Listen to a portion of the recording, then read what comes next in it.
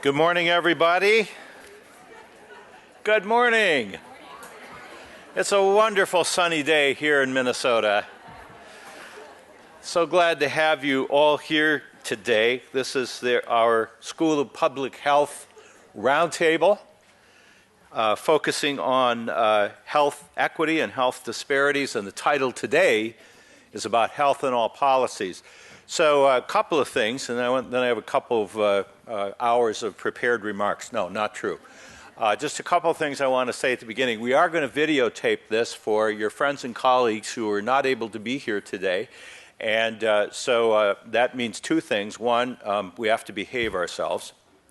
And secondly, if you have anything, device that chirps or sings or plays Beethoven or whatever it does, this might be a good time to just switch it onto silent or onto vibrate.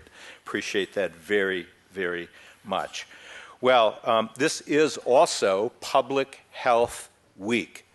And I am delighted to tell you that this conference today is our 10th Public Health Roundtable, 10 years doing this work here in this very same building. That is a great record, and we get so many of you coming to this. Many of you have been here for almost all of those 10 years. So that deserves a round of applause for yourselves and all the people that put this together.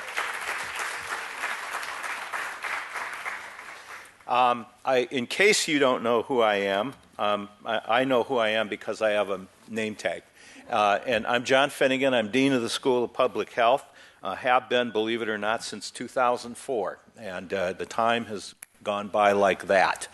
And this topic that we're going to hear about today is, I think, one of the most important emerging topics in all of public health-dom, if I can say that. And so one of the things I did before I came here, I went and I Googled health in all policies. Wasn't sure what I'd find.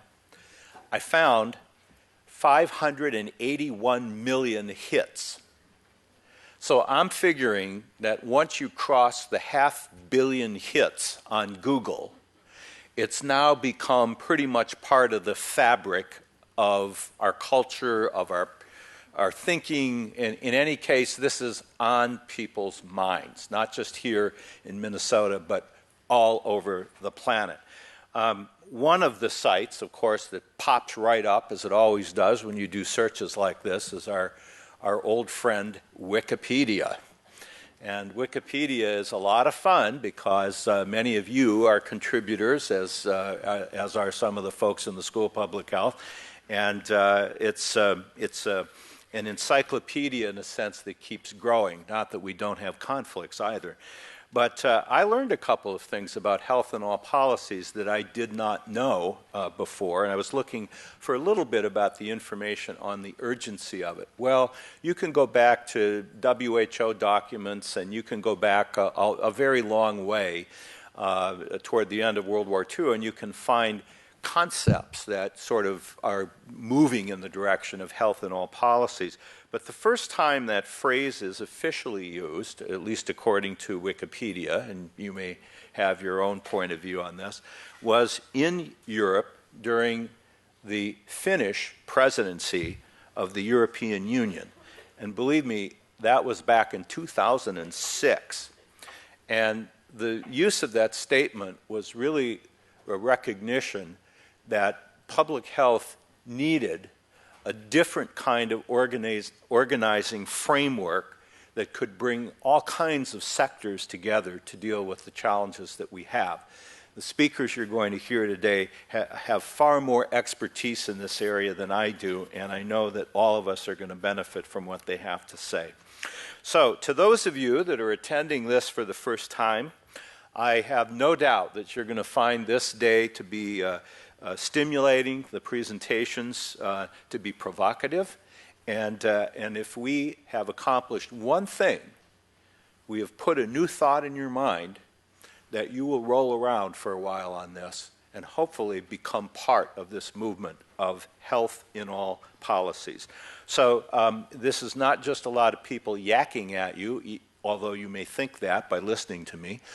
This is actually going to involve quite a bit of interaction as well to get your insights and your observations on all of this. I did mention that an event like this involves an enormous amount of organizing activity, and we have faculty, staff, students, the Health Disparities Work Group, the Center for Leadership Education in Maternal and Child Health, Public Health Training Grant, the Midwest Center for Lifelong Learning in Public Health, and the Medical Schools Program in Health Disparities Research. Please, let's give them a round of applause for doing this work together.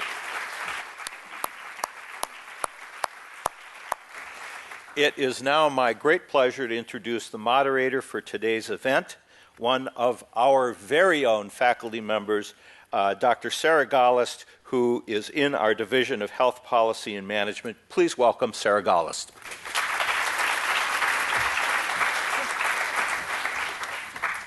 Hi, everyone. It's a real privilege to introduce the three speakers we have today. I will introduce them in order that they appear on the slide, and then we'll come up, and then afterwards we will have a very interesting discussion, I'm sure.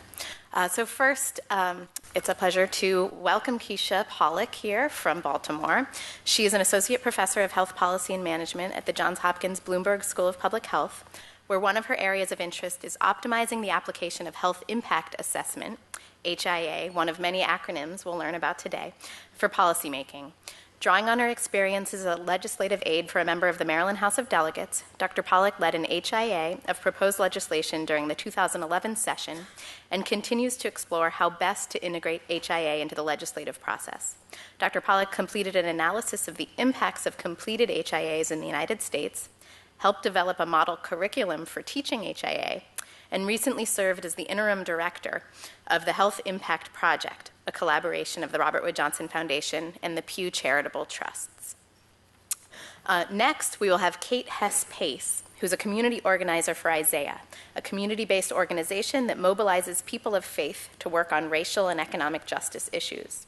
She served as the lead organizer for the Healthy Corridor for All, Coalition's Health Impact Assessment, a joint effort of the Isaiah, the Take Action Minnesota, and Policy Link. She's currently leading a project across the Midwest, aligning public health professionals with community organizers to work on health disparities issues. And finally, we'll have Dr. Edward Ellinger, the Commissioner of Health for the Minnesota Department of Health, or MDH. Minnesota Governor Mark Dayton appointed Dr. Ellinger to serve as Commissioner of Health in January 2011. He's responsible for directing the work of MDH, the state's lead public health agency, responsible for protecting, maintaining, and improving the health of all Minnesotans. Dr. Ellinger has been a champion of health and all policy approaches in Minnesota.